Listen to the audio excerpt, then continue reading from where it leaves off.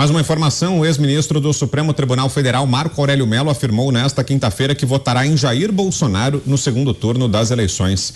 Ele anunciou o voto em artigo intitulado Por que Bolsonaro?, enviado a veículos de imprensa. Mello relembrou o caso de Lula e disse que, como ex-juiz, não pode, abro aspas, subscrever o nome de quem durante 8 anos foi presidente da República e teve o perfil político manchado pelos célebres casos Mensalão e Lava Jato, fechou aspas. O magistrado aposentado diz que votou em Ciro Gomes no primeiro turno e destacou o bom resultado nas urnas de ex-ministros que trabalharam durante o governo Bolsonaro e que conseguiram se eleger para a Câmara dos Deputados, Senado e disputam governos estaduais. Um deles está aqui comigo, Ricardo Salles. Diga lá, Salles. Eu acho que o ministro Marco Aurélio Mello elencou bem as razões pelas quais não se deve votar numa pessoa que não reúne condições, que praticou tudo que praticou, que levou para o governo o que há de pior. Quer dizer, o ministro Marco Aurélio Mello é uma pessoa com experiência. Você pode criticar posturas que ele tenha tomado como juiz, até porque o ser humano é falível. Pode criticar a mim, pode criticar o próprio Bolsonaro, né? As coisas do governo não são diferentes da vida pessoal, em que você tenta fazer coisas e às vezes não consegue, nem tudo que você tenta fazer dá certo, às vezes você é obrigado a fazer coisas que a princípio você não queria. A vida do ser humano é assim, de todos nós, em qualquer profissão, em qualquer lugar, é assim. A do próprio Marco Aurélio Mello, é a minha, é a sua, é a do presidente Bolsonaro. Agora, quando você compara, e a comparação é feita entre duas alternativas reais, concretas, não há dúvida de que a escolha do Lula traz consigo tudo aquilo de pior que há no Brasil, quer seja uma agenda progressista que destrói o núcleo familiar, que coloca a ideologia de gênero, que quer prestigiar bandido em detrimento da polícia, que quer liberar as drogas, que quer fazer o desarmamento, enfim, é a agenda histórica da esquerda. É isso que está em jogo, o futuro do Brasil, tanto na economia quanto nas famílias. O Marco Aurélio Mello delineou bem, ainda que você diga, olha, o Bolsonaro não é o pessoa dos meus sonhos, você pode dizer, mas o outro é do seu pesadelo, pode ter certeza. Você, Zé, 2 minutos. Pois é, também já não é uma novidade, o ministro Marco Aurélio vinha falando da dificuldade de reconhecer uma candidatura como a candidatura do ex-presidente Lula, né? Ele é um juiz de raiz, né? Ele me dizia sempre, né, que a toga era a sua vida. Antes dele ser ministro do Supremo, ele já era ministro. E a mulher dele também é do judiciário, então ele tinha um amor especial pela toga e ele sabe muito bem qual é a dificuldade de se manter uma candidatura assim.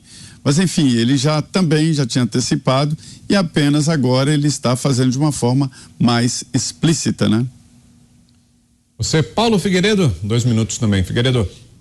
Olha, tem um monte de coisa que o Marco Aurélio disse que são razões pelas quais ele votaria no Bolsonaro, que tem a ver com o histórico do Lula, que eu acho que nós não podemos mais aqui, por efeito de censura, falar aqui. Então eu vou pular essa parte especificamente, mas eu acho interessante que leiam e procurem entender a visão do Marco Aurélio a respeito do que houve no caso do Lula. Coisas que, volto a dizer, nós não podemos repetir aqui, mas que o Marco Aurélio diz e repete em inúmeras entrevistas, e já teve também já foi censurado pelo TSE por isso, sendo que ele era ministro do STF durante essa série de acontecimentos. Mas a história agora é um mero detalhe nesse processo eleitoral. Carmen Lúcia promete pra gente que depois das eleições voltaremos à normalidade e poderemos falar das coisas. Mas o que eu acho bacana sobre o Marco Aurélio, e com todas as críticas que obviamente às quais ele está sujeito, é que ele sempre foi um grande crítico da juristocracia. Ele sempre foi. O que é a juristocracia? A juristocracia é quando um bando de juristas não eleitos usurpam o poder do povo e decidem que eles farão as próprias leis e comandarão o país com as suas próprias cabeças, não é? O Marco Aurélio sempre foi bastante crítico a isso. Ele foi crítico à forma da prisão do Daniel Silveira por violação da sua imunidade parlamentar. Ele foi crítico ao próprio caso do Roberto Jefferson, bastante crítico. Foi crítico, ele que inventou esse termo de inquérito do fim do mundo. Ele sempre foi crítico aos seus colegas, disse que chamou o Alexandre de Moraes de xerife, criticou a forma ditatorial como os colegas andavam conduzindo os processos.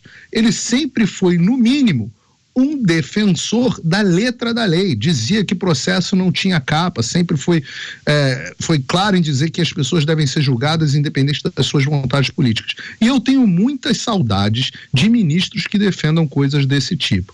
Hoje, o que nós temos são ministros ativistas. Vejam os discursos que o Barroso faz, vejam os discursos que Fachin faz, vejam os discursos de Alexandre de Moraes, ativistas defensores de uma ideologia. Então, nesse sentido, nós olhamos para o Marco Aurélio e lembramos como a qualidade do nosso Superior Tribunal Federal foi decaindo ao longo do governo do PT. Diga, Mota. A censura é só até achatar a curva. Depois tudo volta ao normal. Só não disseram se nós voltaremos ao antigo normal ou a um novo normal. Parabéns ao ministro Marco Aurélio pela coragem e clareza da sua posição. Ele fala em nome de milhões de pessoas. Ele fala em meu nome sobre o que eu não posso falar.